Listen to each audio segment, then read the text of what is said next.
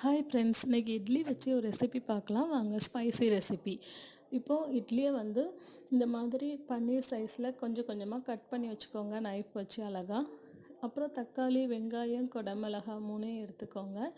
அதையும் வந்து குட்டி குட்டியாக இந்த மாதிரி கட் பண்ணிக்கோங்க. ஓகேங்களா? குடமிளகா சேர்க்குறதுனால வெஜிடபிள் நம்மளோட ஹெல்தி ஃபுட்டாக ஆயிரும் இது. ஓகேங்களா? ஸோ இப்போ வந்து கடாயில் எண்ணெய் ஊற்றிக்கோங்க. எண்ணெய் ஊற்றிட்டு கடுகு போடுங்க. கடுகு நல்லா பொரிஞ்சதுக்கப்புறமா வெங்காயம், கருவேப்பிலை, அதுக்கப்புறமா குடமிளகா வெட்டி வச்சுருந்தோம் இல்லையா, அதையும் போட்டுக்கோங்க. இந்த வெங்காயமும் குடமிளகாவும் நல்லா வதங்கி வரட்டும். காய்கறி எப்போவுமே சீக்கிரமாக வேகிறதுக்கு நம்ம அது கூட உப்பு சேர்த்துக்கலாம். கொஞ்சம் சீக்கிரமாக வெந்து வந்துடும். ஓகேங்களா? இப்போது காய்கறி நல்லா வேகட்டும். தக்காளியும் அதோட நல்லா மசிகிற அளவுக்கு நல்லா வதக்குங்க. ஓகேங்களா? நல்லா மேஷ் பண்ணணும். ஓகேங்களா? ஸோ நல்லா வெந்து வர வரைக்கும் நல்லா வதக்கிட்டே இருங்க ஃப்ரெண்ட்ஸ்.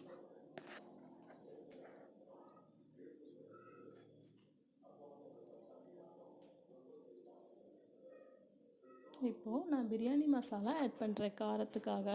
நமக்கு கொஞ்சம் ஸ்பைசி டேஸ்ட்டு வந்து நமக்கு நல்லாயிருக்கும். பிரியாணினா எல்லாருக்குமே ரொம்ப பிடிக்கும் இல்லையா?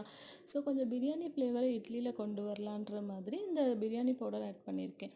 நீங்கள் வந்து சாதாரணமாக போதும் அப்படின்னா நீங்கள் ரெட் சில்லி பவுடர் மட்டும் கூட ஆட் பண்ணிக்கலாம். ஓகேங்களா?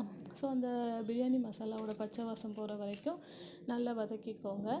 அது கூடவே கொஞ்சம் காயப்பொடி சேர்த்ததுக்கப்புறமா நம்ம கட் பண்ணி வச்ச இட்லி பீசஸை அதில் போட்டு நல்லா பரட்டி வதக்கி விடுங்க. ஓகேங்களா? பாருங்கள் ஃப்ரெண்ட்ஸ், இட்லி பார்க்குறதுக்கு எவ்வளோ அழகாக இருக்குதுன்னு. இதை நீங்கள் குழந்தைங்களுக்கு லஞ்ச் பாக்ஸ் ரெசிப்பியாக கூட நீங்கள் கொடுத்து விடலாம்.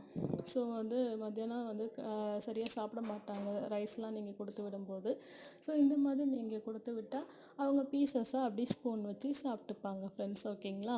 ஸோ இதில் இருக்க குடமிளகாயுமே இட்லியோடு சேர்த்து சாப்பிட குழந்தைங்களுக்கு விருப்பமாகவே இருக்கும். கொஞ்சம் பிடிச்சமான ஒரு டிஷ்ஷாக இருக்கும்.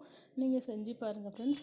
இந்த ரெசிபி செஞ்சதுக்கப்புறமா நான் இதுக்கு பேர் வைக்கிறதுக்கு ஸ்பைசி சில்லி இட்லி பிரியாணி அப்படின்னு பேர் வச்சு எங்கள் வீட்டில் நான் சாப்பிட கொடுத்துட்டேன் ஃப்ரெண்ட்ஸ். ஓகேங்களா?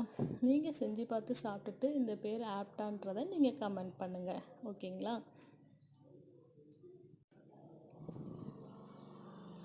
இந்த மழை பெஞ்சிட்ருக்கும்போது சூடாக இதை சாப்பிடும்போது நைட் டின்னருக்கு தான் நான் பண்ணினேன் இன்றைக்கி.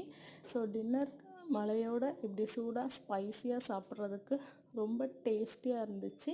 ஸோ ஃபினிஷ் பண்ணியாச்சு இன்றைக்கி. தேங்க்யூ.